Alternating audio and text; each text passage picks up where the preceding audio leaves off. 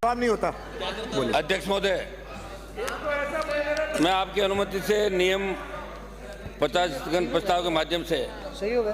Rajasthan medical service corporation limited द्वारा प्रदेश में अन्य राज्यों की तुलना में डायलिसिस मशीनों व आरओ की महंगी खरीद में भारी भ्रष्टाचार से जुड़े लोकहित के अत्यंत महत्वपूर्ण मामले पर बोलने की अनुमति प्रदान आपसे चाहता था। आपने मुझे अनुमति उसके लिए धन्यवाद।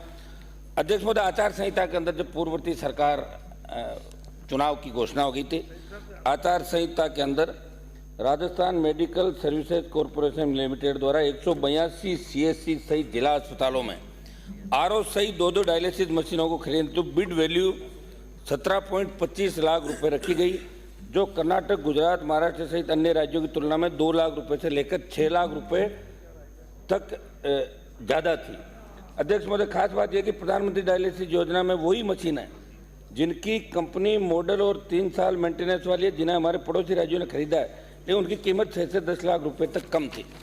अध्यक्ष महोदय, अधिकारियों ने आचार संहिता में तत्काल इलाज देने के नाम पर ये करतूत करके कार्यादेश भी दे दिया, लेकिन 2 महीने में 180 स्वास्थ्य संस्थानों के स्थान पर केवल 82 सामुदायिक स्वास्थ्य केंद्र पर पहुंची, जहां ट्रेंड स्टाफ ही नहीं और ताले के अंदर मशीन पड़ी।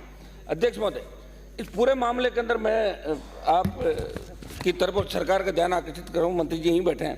पहला मेरा सवाल है, अन्य राज्यों की तुलना में 10 से 15 करोड़ रुपए अधिक चुकाकर मशीनों की खरीद क्यों की गई? अचानक आपको कैसे याद आ गया कि आचार संहिता लगने वाली, हमें आवश्यकता है डायलिसिस मशीन की? सेकेंड, टेंडर शर्त के मुताबिक बीडर व मूल निर्माता को 3 साल अलग अलग 10% सप्लाई का अनुभव होना जरूरी था, लेकिन जिम्मेदारों ने ऐसी सिंगल फर्म का चयन किया जो शर्त को पूरा नहीं करती। मशीन का ऑथराइजेशन मैन्युफैक्चर का होना चाहिए, लेकिन जिस फर्म का चयन किया गया उनसे निप्रो मेडिकल जापान का ऑथराइजेशन लगा दिया। अध्यक्ष महोदय, मेरा निवेदन है कि आप स्वास्थ्य मंत्री जी को निर्देशित करें। गंभीर मामला है जिसमें मरीजों को तत्काल इलाज के नाम पर जो खरीद की भारी भ्रष्टाचार की बू आ रही है।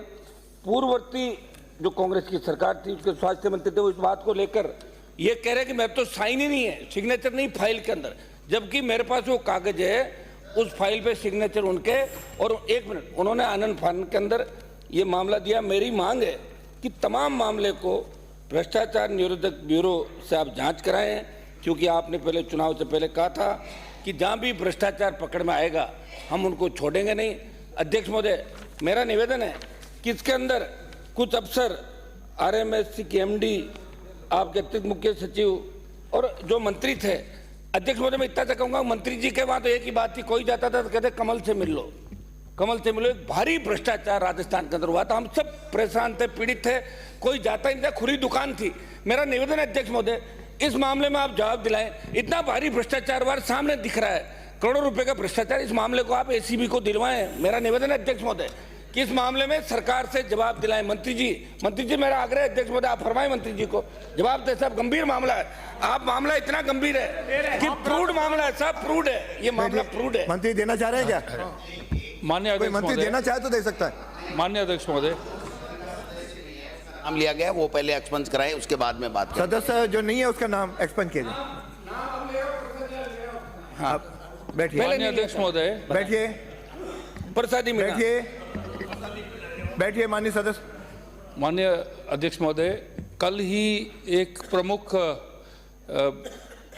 जो समाचार पत्र में मैंने भी पढ़ा था, जो मेरे सामने है, और ये समाचार पत्र के जैसे ही मैंने पढ़ा, मैंने 4 बजे मीटिंग बुलाई, सब फाइलें बनाई, और ये जो समाचार पत्र है, आप बैठे, आप उत्तर सुनिए, उत्तर सुनिए।